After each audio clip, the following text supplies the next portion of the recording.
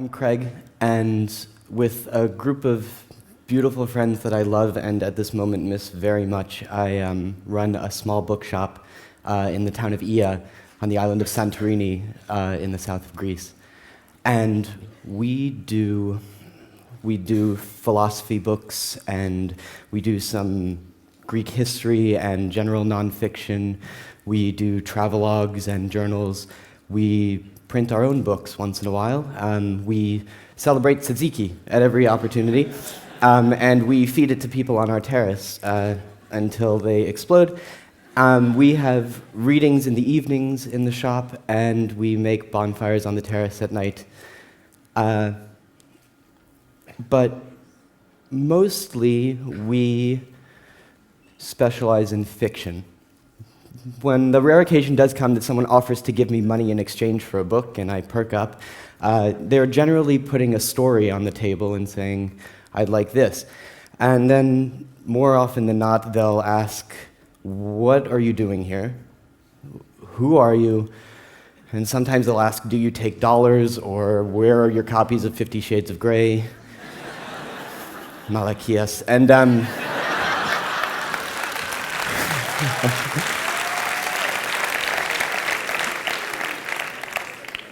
and if I'm in the mood, and if I've had a glass of wine, or I'm feeling, I'll offer a glass of wine to a customer, and we'll sit down, and I'll tell them a little bit of stories.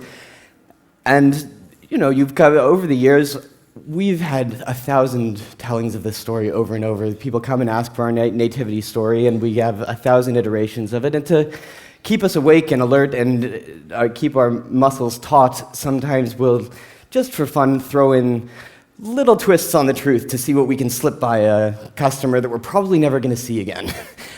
So I'll tell them that I was born in Mississippi instead of Tennessee, or I'll tell them that I got to college on a basketball scholarship, or I'll tell them that I was one of the founders of Facebook and watch them shake. And this is what we do to our stock and trade. Honestly, 75% or more of our day is spent selling and telling stories at the bookshop. And so when I was invited here, I had to actually and to tell our story, I had to actually think for a minute, because I wanted to make sure that I didn't mess up get the facts wrong. After a while, you start to dissociate yourself, and the story becomes something that you're not even you weren't even there. You remember it more as a story that you've told than a story that you've actually lived. So I came back to this instant, and then I thought, okay, well, I should probably tell something much more proximate to the truth here. But then I realized probably the quickest way to quickly tell that would be to base it on the most important lies that we encountered and that we told ourselves to make this bookshop happen. So indulge me for a couple minutes, and I'll give you the quick story of how we did this, or are doing this so far. The way that I'll set it up, so yeah, we started printing these books in the back room of the shop, just on our own as little moneymaker on the side to make ends meet, and because we've always wanted to do it. And so we were looking at old titles in the public domain of favorite authors of ours, and one of the fellows in their crew, Chris Bloomfield, that's Bloomfield with 2 O's, he wanted me to mention, Chris Bloomfield came across this old essay that this very handsome man, Mark Twain, wrote for a speech competition in Connecticut back in the 1880s, I believe. He did not win the prize, but it's a beautiful little essay, and there's this one little part of it that I'll just launch off of, and if you want to read along with me, it says, "Lying is universal, we all do it." And we can argue that later, but I think we're on the same team here. "Therefore, the wise thing is for us to diligently train ourselves to lie thoughtfully, judiciously, to lie with a good object and not an evil one, to lie for others' advantage and not our own, to lie healingly, charitably, humanely, not cruelly, hurtfully, maliciously, to lie gracefully and graciously, not awkwardly and clumsily. Then shall we be rid of the rank pestilent truth that is rotting the land. Then shall we be great and good and beautiful." And so we looked at each other and we said, yeah, we're doing this one. Yeah. So let me tell you a little bit about the best lies of all and give you a sense of how we came to be here from far away. I first came to Santorini by chance, by coincidence, got on the first boat out of Piraeus when I was on holiday with my friend Oliver. This was back in 2002. We came to this island, we sat down, we poured ourselves a glass of wine, poured some olive oil over some tomatoes, and basically sat on our terrace and stared out with our mouths slightly agape for several days. And then on about the fourth or fifth day we were there, we ran out of books to read. And there was no bookshop. So we did some drinking instead. And, and we were stumbling back from a restaurant one night, and I just looked over at Oliver and I said, Oliver, we gotta open a bookshop so that nobody else has to do this. And he said, that's a great idea, we'll call it Atlantis Books. And I said, that's not a very good name, but we'll worry about that tomorrow. And we woke up the next morning and I said, bookshop. And he said, we're sober now. And I said, no, bookshop. And so we went back, we went back to Athens, we went to the commercial services office at the embassy, and we met this lady, Eleni, and we said, we're a couple of Americans, can a couple of Americans open a bookshop in Greece? And they said, and she looked at me and she said, "Θα είναι εύκολο." It will be easy. You see, you go to the tax office and they give you a paper with a stamp, and then you go to the cash machine store and you buy a cash machine and you put it on your desk, and Ella, you're a bookstore. And so we said, great. And it was such a good answer, and we ran with it so fast that we didn't even think to ask her a second opinion, because when you get an answer that's that good, you're just going to run with it. So we went back and we went about the business of graduating from university, and got together the best people that we knew, the most incredible group of friends, and convinced them to come along with us. And one girl during that time I happened to fall in love with, and told her that I was going to build her a bookshop on an island in the south of Greece. And she said, okay, if you do it, I'll come and I'll make orange juice for you in the mornings. And I said, great. So we got this crew together, and we took a van from Cambridge, England, Christmas 2003. And we packed up the van and drove it across the continent and across the Alps and down to Greece. And we got to the tax office, and they said, "Δεν θα είναι εύκολο."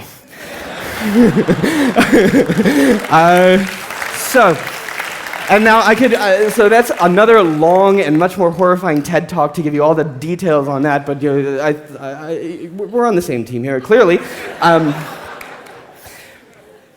So we gritted our teeth, and I sort of slouched, like in that picture, for several months going through, and in the meantime, we met the locals in the community who we introduced ourselves to them, and we said, we're going to open the bookstore, and they believed us, and they said, and they started treating us like booksellers. And so we found this hallucination of a building off beneath the castle at the edge of town, this old Venetian castle. And we went to the landlord and we said, we want this building. And he said, I will rent it to you, but I will charge you way too much. And then at the end of the year, I will kick you out so that I can build presidential suites. And we said, okay, fine, we'll take it. It's too good to pass up. And we're going to do such a great job the first year that we're going to melt his heart. And it's a wonderful life all over again. And we'll be fine. And even if it doesn't work, if we're going to do it just once off and it's going to die anyhow, this is a perfect place to have the experiment. So we got this building. We adopted a dog and a cat. We started putting up some shelves. We started building some tables. We got an old fisherman's boat and put it on the terrace. And our friends started coming because they heard that we actually had a place. And I started writing their names on the wall just so we could keep track of who was passing through. If you can see there, that's just the very inception of that back in the years. And we got things going, and we were ready to go. And by Easter time, more and more of them were coming. And we had, Easter Eve, we were ready to go, and the shop was very nearly there, and we were laughing about how this was really going to happen, and someday we were going to have beautiful kids like these, and they were going to run the shop for us. And that first summer was glorious, and people came, and we had a blast, and we sold good books, and an old drinking buddy of mine from Paris, this fellow Jeremy Mercer, was asked to write an article for The Guardian about his 10 favorite bookshops. And on a lark, he put us as his favorite. And it turns out that journalists like to copy what they read on the internet, because soon we saw ourselves popping up on all these other lists of the 10 best bookshops in the world. That's the only reason, because I had this one friend who wrote something and The Guardian comes up, and that's but everyone believes it. It turns out you understand what you... So, notice that there was no beautiful girl there, because in the time that it took to raise that money and motivation to actually get it going, she had fallen in love with someone else and got off, and I didn't know what to, and we were getting close to the end of the year, and we could hear the footsteps of the landlord coming closer and closer and closer, and we were going to go home, and then another beautiful girl walked in, and I just completely forgot about anybody else who I'd ever seen, and I said, we're going to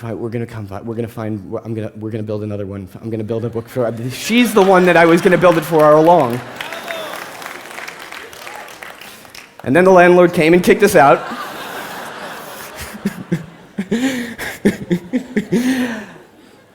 And next winter, so over the winter, we found another place that we hadn't even noticed the year before, this little dingy place, and we rented that.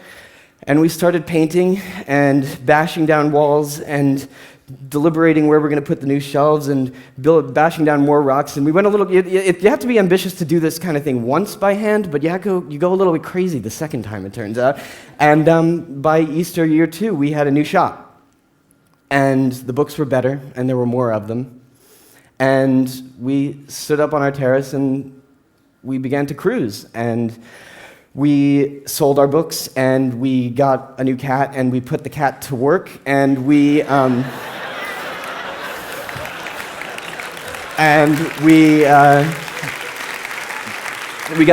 a crew to start coming back, and Chris was holding court in the back room. There he is, and we served up some more tzatziki, as we do, and we had more readings, and Chris played his cello, and we had bonfires in the evening, and we met new friends, and we danced among the bookshelves in the evenings until the sun came up, and we laughed, and we argued about which was the most beautiful book jackets, and we pontificated, and we watched as things got a little bit hairy around 2008, 2009, and since then it's been a series of us trying to, do whatever we could creatively to stay alive, as I'm sure many of you can relate.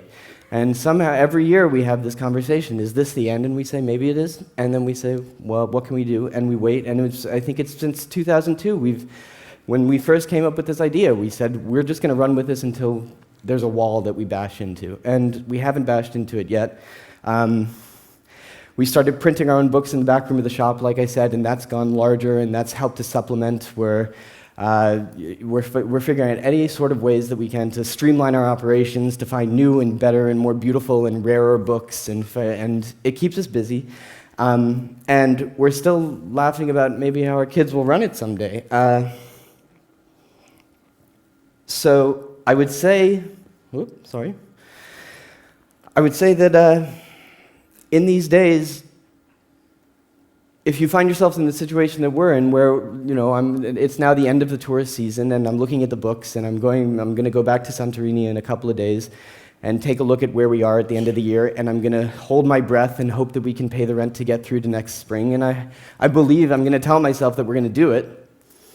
We're going to keep lying gracefully to ourselves. And we're going to run with those graceful lies that women like Eleni are going to keep telling us.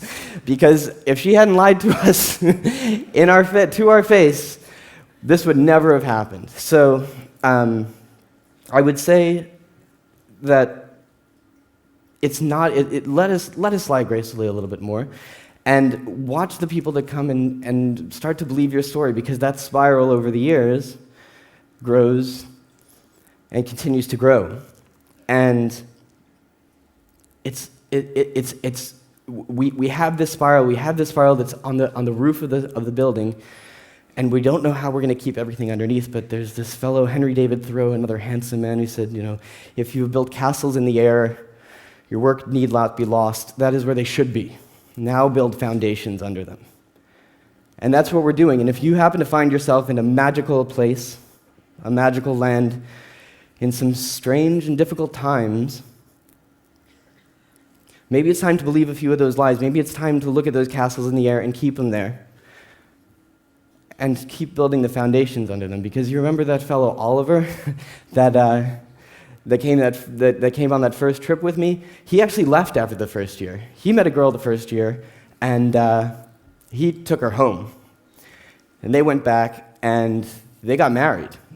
And on the 4th of January 2012, this year, 8 years to the day after we first landed on the island of Santorini, whoa, oh no. There's Oliver. And there's Annie Palma Wise. They had a baby. So if we can hold out for 18 more years, she can run the show for us. I hope we stick around. I hope to see you soon.